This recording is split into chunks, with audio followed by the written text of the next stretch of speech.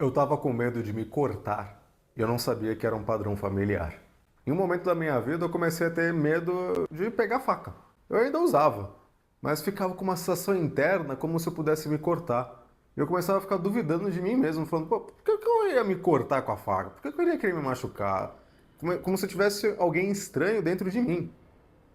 Continuei com as minhas próprias pesquisas, fazendo meu autoconhecimento, conversando, fui descobrindo algumas coisas interessantes e muito mais óbvias quando a gente entende. Quando conheci a história da minha família, eu descobri que tivemos acidentes com facas. Alguns homens da família que se machucaram com ferimentos graves usando facas. Mais do que isso, teve também brigas com facas, com facões também.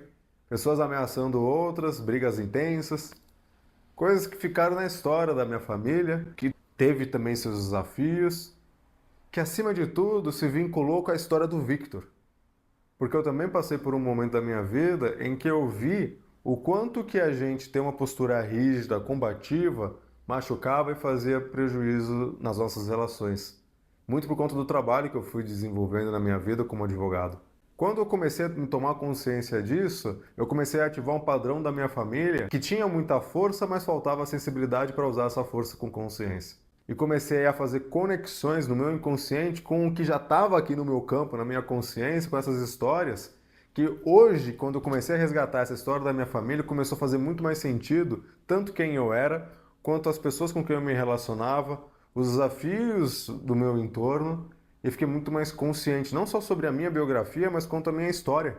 E isso, a partir do momento que eu comecei a entender, me fortaleceu para entender que essa conexão que meu inconsciente estava trazendo não era para me punir, mas o meu medo de olhar para o que estava vindo e a falta de recursos também para poder interpretar me dificultou para não ter antes o acesso aos recursos, porque era um convite para entender que o que eu estava tendo de dificuldade no meu caminho naquele momento era por eu não ter tido melhores modelos sobre como usar a força, a assertividade, o posicionamento, sem precisar com isso machucar o outro, nem a si nem ao outro.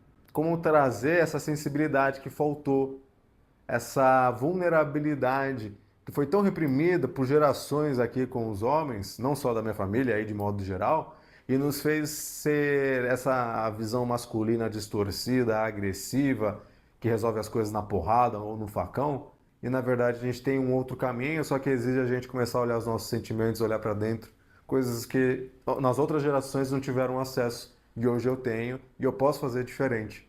Um padrão familiar muda não quando a gente fica criticando, julgando, mas sim quando a gente compreende.